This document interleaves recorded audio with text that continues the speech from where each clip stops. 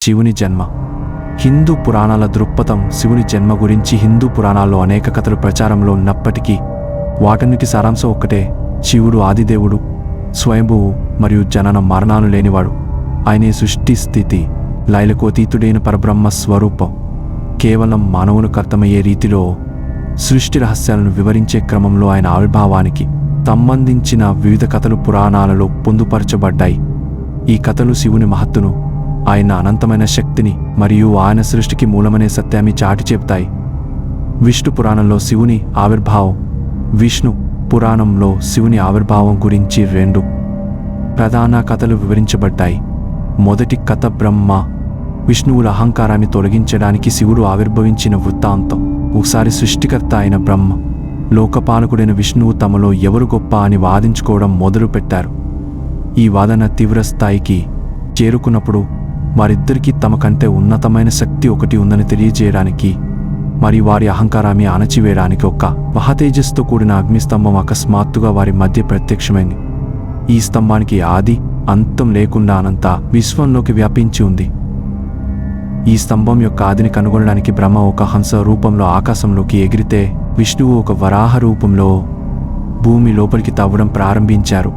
ఎంతో కాలం ప్రయాణించిన అటు బ్రహ్మకు స్తంభం అగ్రభాగాన్ని, ఇటు విష్ణువుకు మూలాన్ని కనుగొన సాధ్యం కాలేదు. అప్పుడు విష్ణువు తన ఓటమిని అంగీకరించి ఆ అద్భుతమైన స్తంభమే సర్వోన్నత ఆసక్తి అని గుర్తించాడు.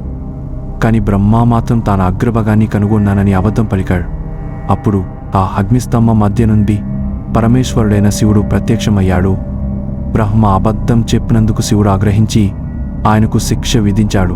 ఈ కథ శివుని అనంతమైన అంతులేమి తత్వాన్ని మరియు ఆయన సృష్టి స్థితి లయలకు అతీతుడనే సత్యాన్ని తెలియజేస్తుంది.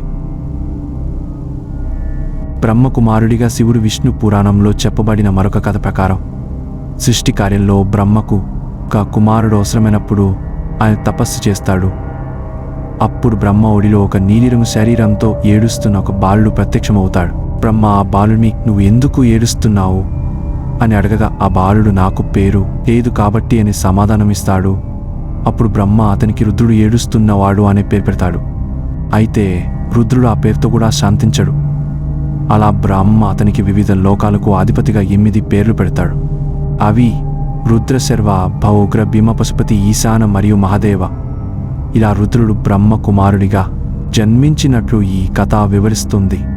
ఈ కథ శివుని వివిధ రూపాలను, ఆయనకు గల అనేక పేర్లను మరియు సృష్టిలో ఆయనకున్న ప్రాధాన్యతను తెలియజేస్తుంది.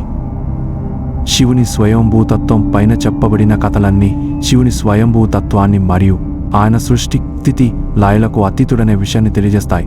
శివుడు ఎవరికీ పుట్టలేదని, ఆయన సృష్టికి మూలమని, సమస్త విశ్వం ఆయనలోనే లీనమవుతుందని హిందూ ధర్మం చెబుతుంది. ఆయన కైలాస పర్వతంలో కొలువై ఉంటాడు మరియు ఆయన ధ్యాన నిమగ్నుడై సకల లోకాలను తన అధీనంలో ఉంచుకుంటాడు. శివుడు కేవలం ఒక దేవుడు కాదు, ఆయన ఒక తత్వం, ఒక శక్తి మరియు సృష్టికి వినాశనానికి ప్రతీక.